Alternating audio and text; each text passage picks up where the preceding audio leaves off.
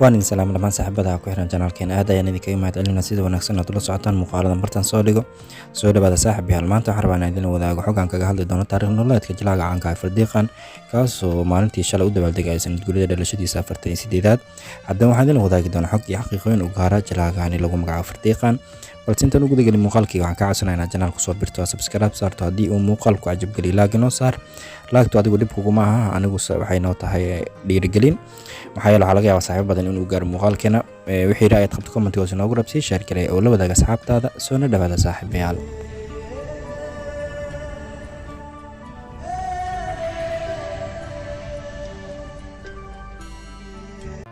jilaagan lagu magacaabo Fardiqan waa mid ka mid ah aktaradii aadka loo jeclaa horaantii qarnigan 21aad waxa uu soo baxay jilaa ama soo caan baxay jilaaga marka la eego Fardiqan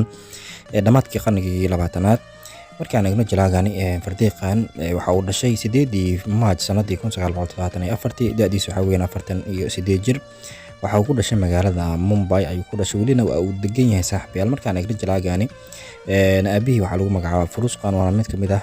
rugcadayaashii Bollywoodka soo maray kuwoodii ugu awoodda badnaa marka la eego jilaagan lagu magacaabo Fardiqan abihiis ninka lagu magacaabo Farusqan inkastoo uu geeriyooday hooyadii waxa lagu magacaabo Sundari Khan jilaagan waxaa la dhalatay gabar lagu magacaabo Leila Khan markaan eegno jilaagan diinta hoosna waa diin ama diinta muslimka ama waa qof islaam maadaama abihiis uu yahay qof muslim ah saaxiibayaal markaan eegno jilaagani noloshiisa khaaska ahi sanadii 2005 ayuu guursaday jilaagani lagu magacaabo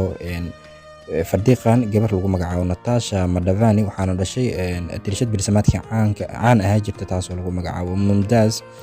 Mumtaz ayaa dhashay gabadha hadda uu qabo ninka lagu magacaabo Fardiqan waxayna u dhashay laba caruur ah wiil iyo gabar ayay u dhashay kuwa lagu kala magacaabo marka la eego gabadha waxa lagu magacaabo Diana Isabel Khan halka wiilka lagu magacaabo Azuraz Khan saaxiibayaal markaan eegno jilaagan xiriiradii waagii hore ama xiriiradii jacaylka uu soo sameeyay xiriir jacayl la soo wadaagay aan dhahay saaxiibayaal gabar lagu magacaabo Ruhina Jazwal iyo sidoo kale gabadhii sagaashameeyadii caanka ahaa jirtay Pooja Bhatt waana Alia Bhatt walaasheed ka weyn saaxiibayaal markaan eegno jilaagan lagu magacaabo Fardiqan waxa adeer u ah nin lagu magacaabo Sanjay Khan kaasoo kamid ahaa jiray aktaradii bilsamaadka caanka ahaa jiray Sanjay Khan waxa uu dhalay aktar lagu magacaabo Sayid Khan oo aktarkii ku jira filimkii Maynhona oo Shah Rukh Khan hogaamiyaha ka ah Sunil Shetty kaabaladarka ka ah sidoo kale Sanjay Khan waxa uu dhalay gabar lagu magacaabo Suzanna Khan waa gabadha Hrithik Roshan ilmaha u dhashay ama xaaskiisa hore inkastoo ay kala tageen marka Fardiqan waxay ilmo adeer yihiin gabadha Hrithik Roshan ilmaha u dhashay Suzanna Khan waxaana meesha ka cad in xiriir uu ka dhaxeeyo marka la eego Hrithik Roshan iyo Fardiqan maadaama ilmaha Hrithik Roshan uu adeer u yahay jilaagan lagu magacaabo Fardiqan saaxiibayaal markaan eegno jilaagan iyo sidoo kale xaqiiqooyinka laga diiwaangeliyay dhowr xaqiiqo ayaan eegi doonaa xaqiiqada ugu horeysa jilaagan kala wadaagi doona waxa weeyaan markaan eegno dhanka balwadaha ninkan sigaar ma cabi laakiin waxa uu isticmaalaa khamriga ayuu cabaa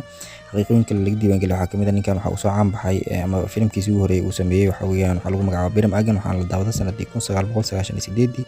waxaana lagu siiyay abaalmarinta Filmfare aktarka ku cusub aflaamta sanadkaas la guddoonsiiyay ama aktarka ugu fiican ee filimka aflaamta yani markaas ku cusub waxaa jira abaalmarin la siiyo Filmfare Award Best Male Debut ayaa lagu magacaabaa saaxiibayaal abaalmarintaas ayuu ku qaatay filimkiisa Biram Agan oo 98 soo baxay saaxiibayaal markaan eegno xaqiiqooyinka ugu dambeeyay jilaagani aan kala wadaagi doono waxa weeyaan waxa la leeyahay sanadii 2000 waxaa soo eedeysay hay'adda ka hortagta waxyaabaha isticmaalka maanka waxyaabaha maanka dooriyada lagu magacaabo ama magaceeda loo soo gaabiyo NCB ayaa ku eedeysay jilaagan in uu ka ganacsado maadada cocaine oo ah daroogo kamid ah daroogooyinka ugu halista badan ee dunida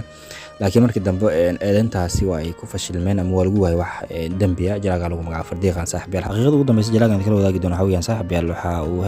heerka waxbarasho waxa ku gaaray ilaa heer jaamacadeed asigoona qaatay shahaadada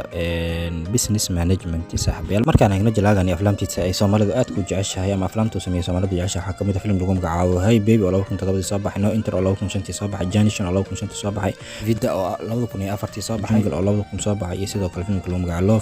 Love Kialia Kujbe Karenge oo 2010 soo baxay saaxiibayaal filimkiisii ugu horeeyay ku soo caan waa filimka caanka ah Biram Agan si hore in kula wadaago 98 soo baxay saaxiibayaal haddaba jilaagani Fardiqan lagu magacaabo ayaa maalintii shalay ku beegnay 8 Maaj u dabaaldegay sanad guurida dhalashadiisa 48aad jilaagan waxa kamid ah aktaradii aadka loo jeclaa horaantii qarnigan 20aad saaxiibayaal inkastoo sanadihii ugu dambeeyay laga waayay saaxadda aflaamta ama masraxyada aflaamta, haddana ninkan waxaa ka mid ah aktaradii aadka loo jeclaa jiray horaantii qarnigan 21aad saaxiibayaal. haddaba intaas ayaan kusoo gabagabaynaynaa xogtii iyo xaqiiqooyinkii ay kala wadaaga jilaaga caanka ah Fardiqan. fadlan haddii aad ka heshay muuqaalka like inoo saar janaalka, haddii aad ku cusub tahay subscribe inoo saar, wixii ra'ayi aad qabto comment hoos noogu reeb, sii share gareeyo la wadaag asxaabtaada. waana ku mahadsan tahay daawashada muuqaalkeena.